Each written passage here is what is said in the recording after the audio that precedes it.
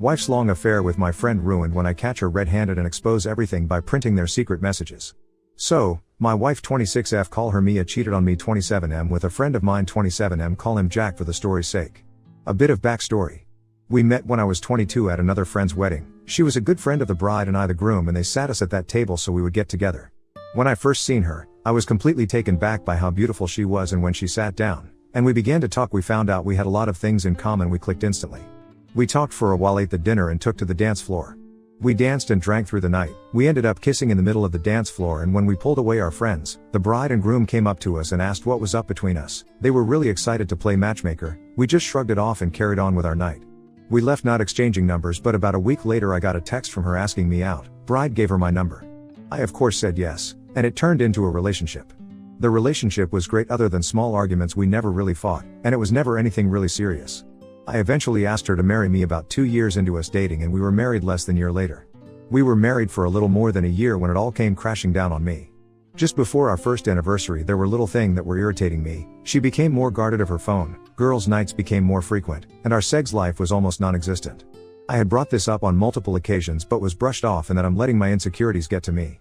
She would continue go on as if what I felt and tried to communicate didn't matter to her, so I became colder and colder.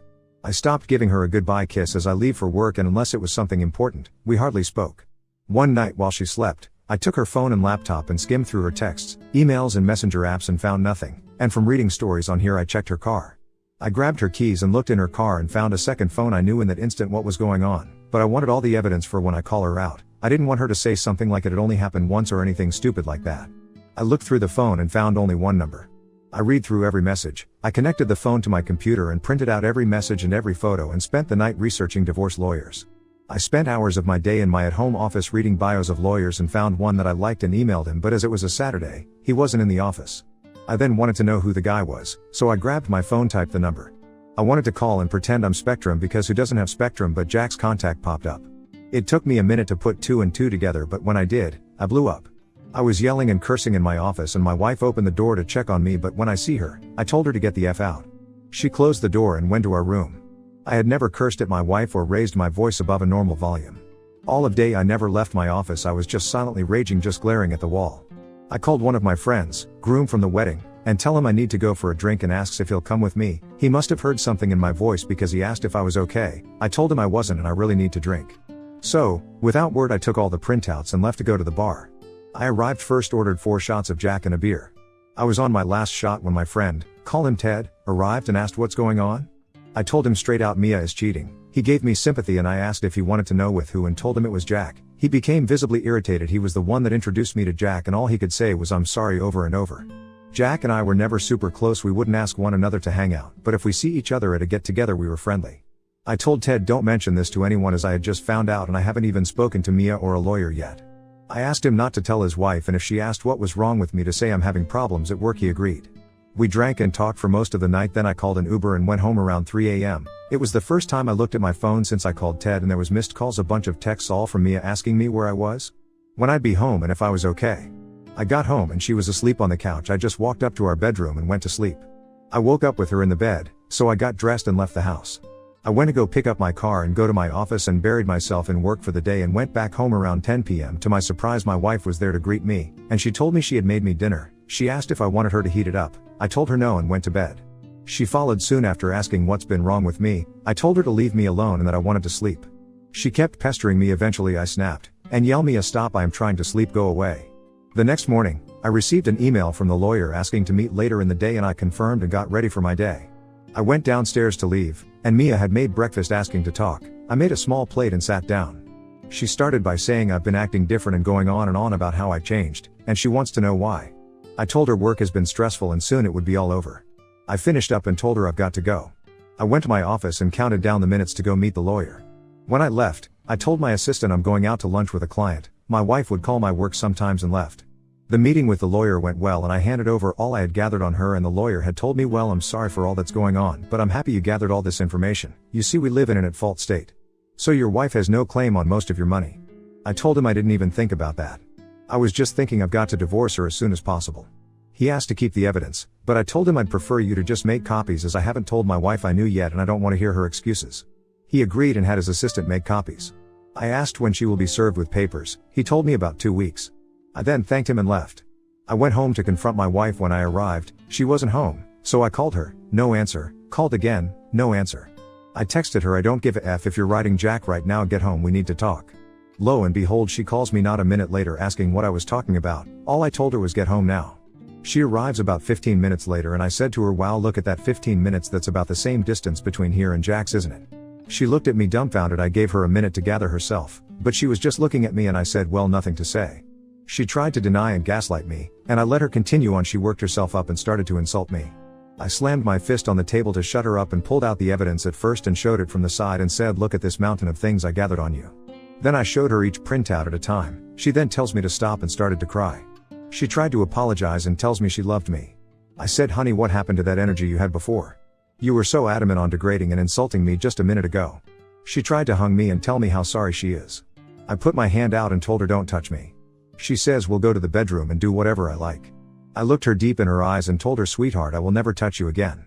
Do you want to know who else has these photos and messages? My lawyer. I'm divorcing you. Now get a bag, gather your clothes and get the F out of my house. That was 3 days ago, and I haven't heard from her. I'm sorry about how long this is and if there are any spelling errors.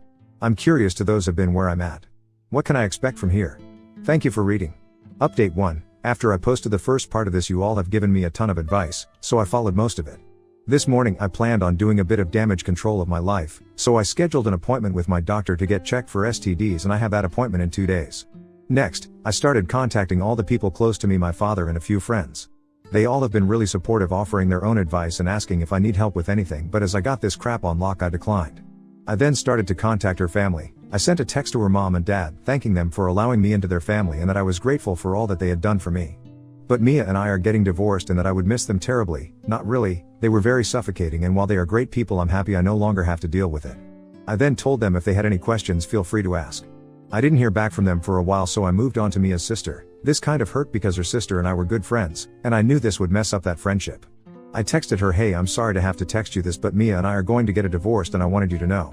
I want to thank you from day one, you accepted me as a brother. I will be around if you ever need anything from me. Around the time I sent the text, her parents responded back. I'll type up how the conversation went. Parents, we are so sorry to hear this. What happened? Why hasn't Mia said anything to us? Mia has been in at least a year-long affair. I suspect it started before our wedding. I'm unsure why she hasn't reached out, but I think you should call her. She left the house. I figured she would have gone to you.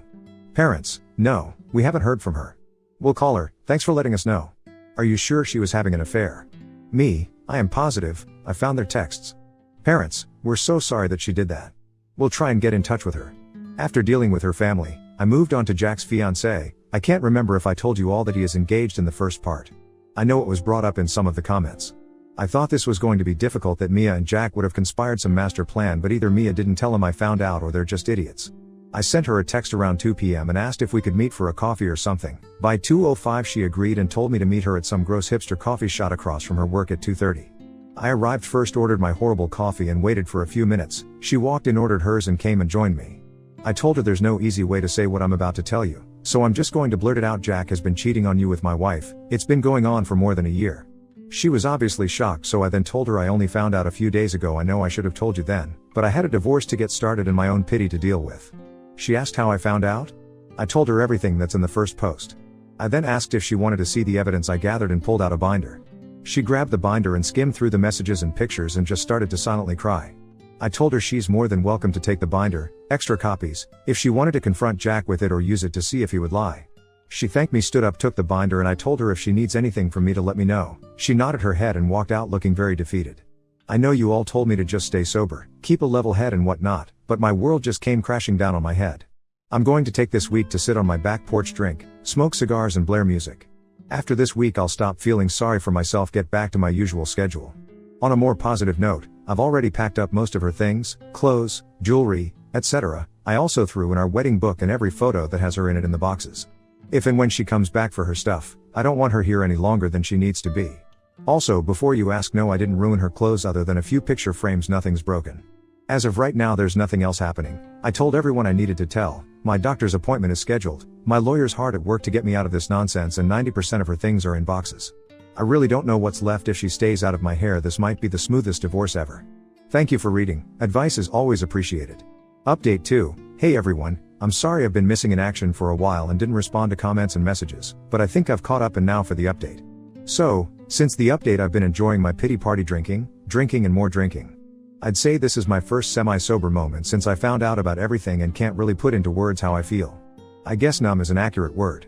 In the last update I told you all I notified everyone and the only one that didn't respond was Mia's sister who I was very close to. Well, that night I wrote the update I had continued my drinking binge after I posted and passed out on my back patio with a bottle and a few beer cans surrounding me, and woke up to the smell of breakfast being cooked. My first thought was, oh Christ, Mia came back and thinks that breakfast was going to make up for what she's done. I worked myself up to a rage and threw myself out of the chair ready for a screaming match, but to my surprise it was Mia's sister, call her Emma. I stood there for a moment trying to calm myself back down, but when Emma seen I was awake she sprinted to me and wrapped her arms around me. She didn't say anything to me, she just took my hand and led me to the table and put a plate in front of me. As I ate, she told me how sorry she was, and that when her sister showed up to her house and just said that we were having problems and it would be fine in a few days. Then told me that when I texted her that we were divorcing, she asked Mia if it would be fine? Why is he divorcing you? Apparently Mia just broke down and told Emma everything. I scoffed and said there's no way she told you everything and proceeded to tell her all that happened. Emma told me that Mia had said it was a one-time thing and that I was blowing it out of proportion. I told Emma that I have no intention of getting back together with Mia, and if that is why she's here she's wasting her time, and if she's in contact with Mia, Emma needs to tell her to find a lawyer. She laughed and said she wasn't here for her sister, she was here for me. She told me that of course she'd be there for my sister but that her and I are friends, and she wouldn't abandon me especially when I didn't do anything wrong. I stood up and went to her side of the table and just hugged her. I was so worried that all this BS that's going on would ruin her and my friendship, and hearing her say that made me feel so much better. Emma stayed with me for 2 days, guest bedroom, and left this morning as I am preparing to leave for my cabin. I had it before the marriage, Mia can't touch it. I was gathering my hunting and fishing equipment, she asked if she could join me, but I told her as much as I would like that she should probably go check in on her sister. She agreed, hugged me and left. I am truly grateful to Emma for being there for me, and before any of you say she's into me, she's not. She's also 20 and that's way too young for me, it's just a really great friendship. I almost forgot to say I went to the doctors, got tested and the results should be in on Monday. I've reached out to Jack's fiancée a few times just to check on her. She tells me she's fine and she doesn't know what to do. I told her if she wants to meet anytime next week so she could vent, I'm more than happy to listen. Thank you all so much for reaching out and all the praise you've all given. You all have been a light in a truly dark time in my life. To any of you who are going through this, as I am, the only thing I can say is keep your head down, focus on what you really want. If it's divorce or if you reconcile, set your goals one at a time. In my case, lawyer then doctor and notifying everyone close. Keep it off the internet though, also set time aside to get your feelings out. Thank you again and sorry these updates are always so long. Update 3, in my last post I told you all about Emma coming to my house and staying for a few days. She left when I was leaving to go hunting at my cabin. Good news, I got a buck, a nice fat 8-pointer. I got him on my first day out there, which I am very happy about as it left me the rest of my time to go fishing. I only caught 2, but they were decent size, so I made one my dinner and butchered the other. I spent the rest of my stay at the cabin cleaning my deer and enjoying the views of nature. Other than a drink or 2 a day, I spent my trip sober as I promised. My drinking was only for last week. Now on to the last few days. I got a call from my doctor and I'm all clean. It's not such a shock as Mia and I haven't had much passionate nights in a few months, but all the same you can never be too sure. I reached out to Jack's fiancée but didn't hear back for some time. She eventually responded back telling me she's staying with her family right now. She didn't really go into detail much, but her staying with her family, you can only assume as I do that means it's not going so well. At least she's with family, safe and with all the support that she could need. I told her if there is anything I can do, all she has to do is reach out. She asked me to meet and get coffee the following day, which I of course agreed to. The following day we met at the same gross hipster coffee shop and talked for about 2 hours. We talked about everything that happened with Mia and I. She wanted to know what steps I was taking, if I was divorcing or if there was any chance I would reconcile. I told her after someone cheats in my book, that's it, that the amount of selfishness and disrespect it takes to cheat, let alone for a year. She obviously didn't care for me. I asked her what her plan was. She told me she's confused about everything, that everything she thought was truth turned out to be lies. She wasn't sure what her next move should be, if she should move on or if she should forgive him. I told her if you could forgive someone for cheating on you for that amount of time, she's a better person than me. She told me all of her family was telling her that she should forgive him and go on to get married. I told her I was going to be blunt with her and went on to say, just because it's what your family wants doesn't mean you need to follow along. Then said Jack obviously doesn't care about marriage and what it all means. He cheated on you, his fiancée, with my wife. If that doesn't show you, he's not marriage material. I told her she needed to do what she thought was right and not to have anyone other than herself make decision that will affect her life. I told her when I found out all I could do was think of a way my heart could trick my brain into thinking of some way I can accept it and forgive her, but I just couldn't do it. I also said I only talked to one person, but I had already made my decision, and no one could change my mind. I bet when you went to stay with your family you had a pretty good idea of what you were going to do, but you let too many people in, and they all gave their own take on it. I finished by telling her all she needed to do was to follow her gut, that her brain and heart will always lie to her, but if her gut feels something's off 9 out of 10 times her gut's probably right. She soon after thanked me and we left each other and went home. The following day I got a message from my lawyer that Mia had successfully been served at work. I thanked him for all his work, especially in the time frame he's gotten it done. Not long after that, Emma called and told me Mia hasn't left her room all day and she's sobbing in bed. I told her she was served and is probably realizing how bad she messed up. Emma asked me how the cabin was, and if I got anything. I told her everything I did and how my time was there. We talked for a moment and hung up, after I prepared myself and my house for my wife's explosion. I figured if there was any time, it would be soon, now that she's been served. So now I am waiting patiently, biding my time. I have Advil on standby for what I can only assume is going to be a bad ache, I told my friend, and he agreed if Mia showed up, he would race over to be a witness just in case all else fails. I'm currently waiting for Hurricane Mia to tear through my house. If or when she does, I'll send out another update. Thank you all for reading. Update 4. About an hour or so after I posted last, I was waiting for Mia to show up at the house and go ballistic. I had no real reason she would do anything, but given everything that's happened I never really knew the women. I went around to all the cameras that I had up and made sure they were working properly, both the ones inside and outside. I called my friend letting him know that Mia was served today and if she shows up he needs to get to my house as soon as he could. I am not going to jail because of this woman. Turns out I was right because Mia had shown up at the house banging on the door screaming to let her in. I immediately called my friend and Emma to get here, because Mia is beating down my door. She was cursing my name, begging me to let her in, calling me every name in the book and how I could be so heartless. She's not wrong because the entire time she was screaming and banging on the door all I could do was laugh. I then wondered why she didn't just walk in. She still had keys, at least to my knowledge. When my friend showed up, she was still screaming and cursing, so he started to record on his phone and stayed in his truck, but this idiot brought his wife with him, Mia's friend, so she got out and tried to calm her down. She walked up to Mia, putting her arms around her and trying to get her to talk to her. Mia then slapped her across the face, screaming at her to mind her own business. That made my friend, who now has a video of it, to call the police. She continued to scream and curse until the police got there. When they did, she tried so hard to play the victim. One of the 2 officers walked up to her, and she started to cry and tell them I hit her and threw her out of the house. My friend and his wife had told the other officer that when they came to the house she was yelling and banging on the door, so they couldn't confirm that I didn't do what Mia said I had done. After that officer was done talking with my friend and his wife, he came to my door, and when I opened it Mia said, "There, that's him, he hit me, I want him arrested." He started to put me in cuffs. When I told him I can prove that she's lying to you, all I need is my phone. The officer stopped and told me to show him the view from the outside cameras. After reviewing the video, he apologized for jumping to conclusions and automatically assuming I was the one in the wrong. I told him I didn't fault him, but he then told me that they received 15 calls total from my neighbors, and apparently during Mia's rant she had screamed out he hit me. So the officers had already made their judgment. After having to deal with the police for about a half hour, Mia ended up being put in cuffs and charged with disturbing the peace, public intoxication and a DUI. As the police took Mia to the car, Emma showed up and came to me asking what had happened. I showed her the video on my phone of it all. The officer then came up to me to hand me the case number and some other paperwork. Emma starting to ask questions about the charges, so I just went back inside. Emma followed soon after and sat next to me. She told me she left her house for 10 minutes to run to the store, but when she got back Mia was no longer in the living room, so she thought Mia had gone to bed after she drank too much wine. Emma and I talked for a while and she asked me if she could stay the night. I said she was welcome anytime. She told me that Mia had to spend the night in jail. I don't know why, but they could bail her out in the morning. She told me that when I went back inside, she called her parents to let them know what was happening and to see if they could bail Mia out because Emma doesn't have that kind of money. We had a beer together and soon went to bed. When I woke up in the morning, Emma already left to meet with her parents. I haven't heard from Mia, Emma or their parents, but I don't think it's a fun conversation. Update 5. I haven't heard from Mia since that night, but my lawyer was contacted by hers letting him know he'll be representing Mia. Finally, we can start this process. I also reached out to Jack's fiancée to see if she has any news on her front. We only texted back and forth, but she told me she has kicked him out of her house, and had her father and brother pack up all his thing and drop it off at his house. She told me her dad and brother wanted to beat him, but she asked them not to and that she just wants to put all this behind her and move on. She thanked me for checking on her and tells me her close friends are there for her when she needs them. I sent her the link to my Reddit page so she can see all the support you all give to me and to her. On Friday, the moment I got off work, I raced home. My plan was to go back to my cabin for the weekend. When I arrived, Emma was in my driveway. She wanted to grab her sister's things and had a list of what my wife expected. I skimmed through it and all, but one thing was already in a box or sitting in my garage waiting to be picked up. I told her I'm not transporting or touching anything that's in here.